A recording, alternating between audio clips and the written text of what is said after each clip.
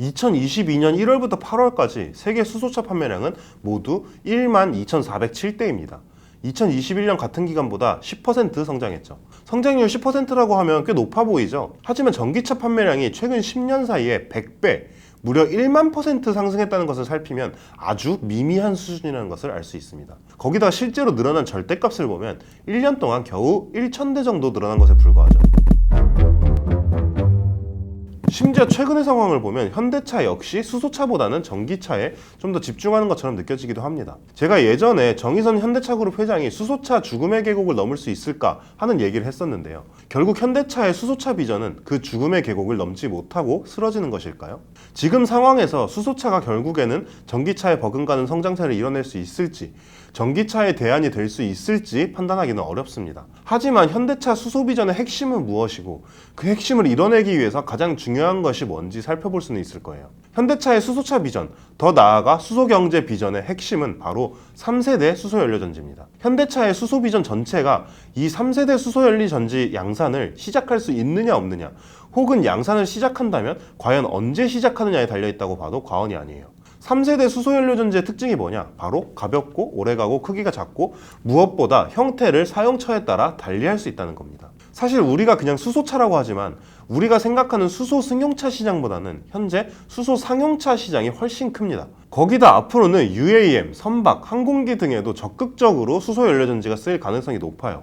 형태를 자유롭게 만들 수 있다는 것은 유즈 케이스가 다양하다는 수소연료전지에는 굉장히 커다란 이점입니다.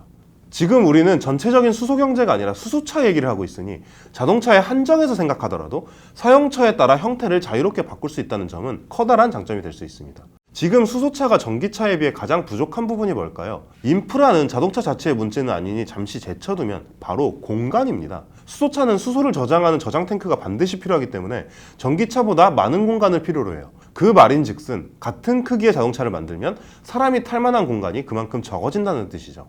하지만 만약 3세대 수소연료전지가 수소 승용차에 사용된다면 이 수소전지는 예를 들어 얇은 판 같은 형태로 제작될 수 있습니다. 공간 활용에 있어서 훨씬 유리해지겠죠. 문제는 생태계입니다. 어떤 제품의 원가를 줄이는 가장 간단한 방법이 뭘까요?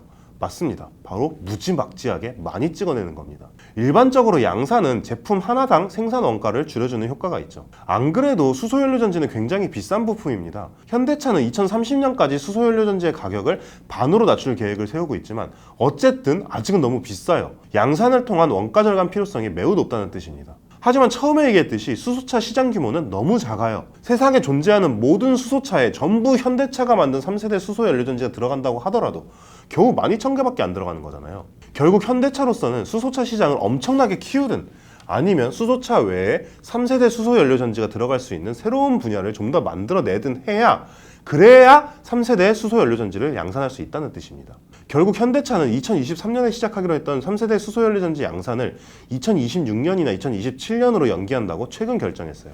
참 어려운 문제죠. 수소차를 고도화하고 생산 단가를 낮춰서 수소차의 대중화를 이뤄내려면 반드시 3세대 수소연료전지의 양산이 필요한데 3세대 수소연료전지의 양산을 이뤄내려면 현재의 수소차 시장으로는 부족하다는 거니까요. 결국 현대차가 선택할 수 있는 가장 합리적인 길은 수소차 이외에도 수소연료전지가 필요한 여러 가지 모빌리티 분야를 개척해내는 것이 될 겁니다. 어쩌면 현대차가 수소차와 전기차뿐만 아니라 UAM 등 다양한 차세대 모빌리티 사업을 키우려는 것도 다 이와 연관된 일이라고 볼 수 있겠네요. 만약 현대차의 뜻대로 진행되기만 한다면 지금까지 말했던 난관들은 오히려 현대차에게는 매우 유리하게 작용할 수도 있습니다. 현재 수소차 시장은 현대차가 완전히 주도하고 있는 데다가 수소 에너지 시장 전체로 보더라도 현대차의 기술력은 매우 우수한 수준이잖아요. 지금까지 설명했던 여러 가지 어려움들이 오히려 다른 업체들에게 진입장벽으로 작용할 수 있겠죠. 수소차 시장이 살아남기만 한다면 현대차가 원하는 대로 생태계를 끌고 갈 수 있다는 뜻입니다. 현대차는 굉장히 오랜 세월 수소 생태계 조성에 집중해왔습니다. 하지만 최근에는 현대차에게 선택의 시간이 다가오고 있다는 얘기가 나와요. 계속 수소에 매달릴 것인가? 아니면 다른 완성차 업체들처럼 과감하게 수소를 버리고 전기차에 집중할 것인가? 지금까지 현대차의 행보를 보면 후자의 가능성은 높지 않아 보입니다. 다른 완성차 업체에서는 찾아보기 힘든 강력한 오너십을 바탕으로 정몽구 전 회장 시절부터 강력하게 드라이브를 걸어왔던 사업이니까요.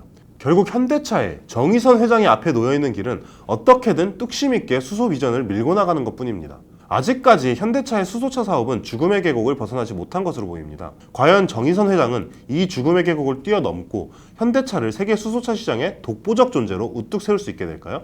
이를 위한 수소 생태계 확장을 현대차가 얼마나 훌륭히 해낼 수 있을지가 앞으로 현대차가 만들어 나갈 수소차 시장, 나아가 전체 수소 경제의 향방의 관전 포인트가 될 것으로 보입니다.